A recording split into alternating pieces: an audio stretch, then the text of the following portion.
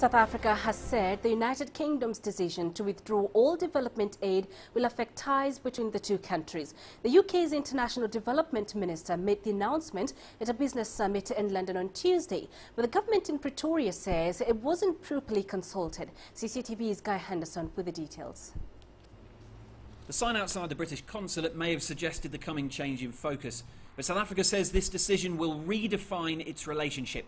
The withdrawal of all development aid by 2015, officials here say they're shocked and surprised. We've got a relationship with the UK that dates back many years. Within the SA-UK bilateral forum, there are established protocols in terms of how we deal with issues that affects the two countries within the framework of our bilateral relations. Now, in that framework, there's no space for unilateral decision-making. But Britain says this was not one-sided.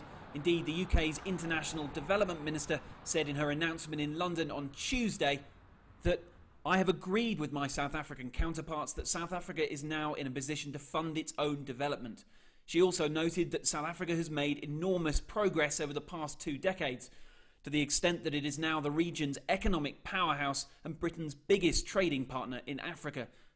Be that as it may, some experts wonder whether some aid can still play a role. South Africa's reaction is understandable. I mean, it has a vested interest in maintaining aid to South Africa. It still deals with a number of challenges associated with education and training and healthcare in particular. And it sees outside support as being integral to helping in those sorts of regards. $1.2 billion of help at the moment, but that's changing. Trade and aid have always been two very important pillars of interaction between this region and the rest of the world. But with 7 of the 10 fastest growing economies now lying in sub-Saharan Africa, there is this move away from the aid bit and more towards the trade bit. The British decision is that process in motion, and it might just prove to be a pointer towards more redefining to come.